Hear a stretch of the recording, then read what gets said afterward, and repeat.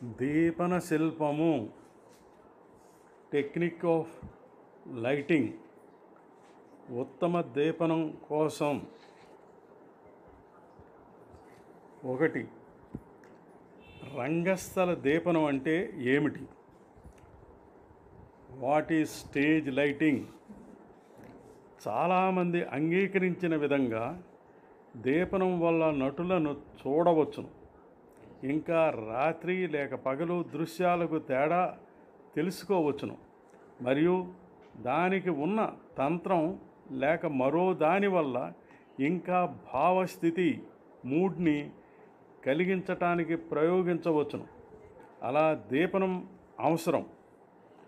ఉత్తమ రంగస్థల దీపనం ఇంతకు మించి ఉపయోగపడాలి. ఉత్తమ రంగస్థల దీపనం నటులను, సెట్టింగ్లను, వస్తు సామగ్రిని మరియు దుస్తులను కాంతివంతం చేసినంత మాత్రాన చాలదు. కొన్ని దృశ్య భాగాలను మరుగున పరచాలి. కొన్ని వస్తు సామగ్రులను బాగా చూపించాలి. అందమైన దుస్తులను ఇంకా ద్విగుణీకృతం చేయవలసి వస్తుంది. ప్రధానంగా రంగస్థలం మీద కనిపించే అన్ని వస్తువులను దీపనంతో చిత్రంలోకి తీసుకుని వచ్చి కనిపించేటట్టు చేస్తూ ప్రేక్షకులకు అర్థవంతం చేయటం, భావాలను కలిగించాలి. నటుడు రంగస్థలంలోకి ప్రవేశించినప్పుడు ఆ నటుడికి ఆ సెట్టింగ్తో గల సంబంధాన్ని కూడా తెలియచేయాలి. నిజానికి రంగస్థలంలో దీపానికి చాలా ముఖ్యమైన ఈ పనిగా ఆలోచించాలి. నటుని చుట్టుపక్కల ప్రదేశాలలో అర్థవంతంగా నిలపడం, తన పాత్రను అంతరార్థ విశదీకరణ విజ్ఞతతో చేయటానికి తగిన పరికరాలను కల్పించాలి. నాటక రచయిత ఒక ప్రతిని ప్రేక్షకులకు అర్థవంతంగాను ఉద్వేగభరితంగాను తన పాత్రను చేయటానికి అన్ని విధాలా సహకరించాలి. రంగస్థల దీపనం వరుస క్రమంగా ఏర్పడే అసాధారణ చిత్రాలుగా, అందమైన పద్ధతి లేక రీతి ప్యాటర్న్గా, దృష్టిని ఉద్రేకింపచేయునదిగా, ప్రతిదీ దానికదే ప్రయోజనం పొందినట్లు నిలుస్తుంది. ఒక్కొక్కసారి నాటక ప్రతికి తగునట్లు ప్రత్యేక ఫలితాలు చూపించాలి. ప్రేలుడు, పొగలు, మెరుపు, పొయ్యి మంట, సుందరమైన సూర్యాస్తమయం, నాటక గమనంలో వీటి అవసరం అప్పుడప్పుడు ఉంటుంది. ఇతివృత్తాన్ని, ప్లాట్కి తోడ్పడాలి. నటులకు అంతరాయం లేకుండా, వారి నటనకు విఘాతం లేకుండా ప్రేక్షకులకు చూపించాలి. గమనిక: నేను రచించిన నీకన్నా పశువు నయం, పిల్లలు పశువుల్లా ఆడిపాడి చెప్పే నీతి కథ నాటిక సంధ్యా సమయంలో ప్రారంభమై సూర్యోదయంతో ముగుస్తుంది. రాత్రివేళ వెన్నెలలో కథ జరిగింది. ఏకో నారాయణ నేను రచించిన మరో నాటికలో గోడపై దీపం వేయటం, టేబుల్ దీపం వేయటం, కరెంటు పోవటంలో చీకటి, అగ్గిపెట్టెతో కొవ్వొత్తు వెలిగించటం మొదలైన కథలో ఉన్నాయి. 2. ప్రత్యేక ఫలితములు, స్పెషల్ ఎఫెక్ట్స్. ప్రతిభావంతంగాను కళాత్మకంగాను అభినయావరణ దీపనం చేయటం, లైటింగ్ ది యాక్టింగ్ ఏరియా. పృష్ఠభూమి దీపనం చేయటం, లైటింగ్ ది బ్యాక్గ్రౌండ్. దీపన పరికల్పకుని అతి ముఖ్యమైన బాధ్యతే. అతనికి నిజమైన పని అది. ఇక్కడ ప్రత్యేకమైన దీపన ఫలితాల గురించి ప్రస్తావించడం జరిగింది. ఇవి చాలా రకాలుగా ఉన్నప్పటికీ ఇక్కడ 4 ముఖ్య భాగాలుగా విభజించబడినవి. ఆ చైతన్యపరిచే లేక ప్రేరేపించే దీపాలు, మోటివేటింగ్ లైట్స్.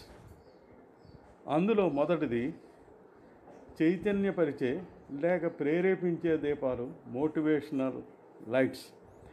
దీపనం ఇచ్చే మూలాధారాలుగా కానీ లేక కొంత భాగాలుగా కానీ కనిపిస్తాయి. అవే రంగస్థల దృశ్యానికి కాంతినిస్తాయి. క్యాండిలియర్స్, గోడకు అమర్చిన దీపాలు, లాంతర్లు, చలిమంటలు వీటిలో ప్రత్యేకమైనవి. ఇవి చాలా సహజసిద్ధంగా రంగస్థలానికి దీపనమును ఇస్తాయి. అవి దృష్టిని చెదరగొట్టేటట్లు ఉంటాయి. కాబట్టి చాలా జాగ్రత్తగా పరీక్షించి ఉపయోగించాలి. నేను రచించి ప్రదర్శించిన ఆకలి క్రై ఆఫ్ ది పూర్లో మంటలో కోడిని కాల్చటం ఉంది. అలాగే శ్రీ విసి రామస్వామి రచించిన జాతీయ జ్యోతి నాటకంలో దర్శకుడు డాక్టర్ అత్తిలి కృష్ణ ఛాయానాటికగా ఆంగ్లేయులకు భారతీయులకు యుద్ధం చూపారు. టెంట్లో కాగడాలను వాడినట్లు చూపించారు. ఈ నాటకంలో నేను లార్డ్ మెకార్దీ పాత్రను ధరించాను. చైతన్యపరిచిన లేక ప్రేరేపించిన దీపాలు, మోటివేటెడ్ లైట్స్. ఇవి రెండవ రకం.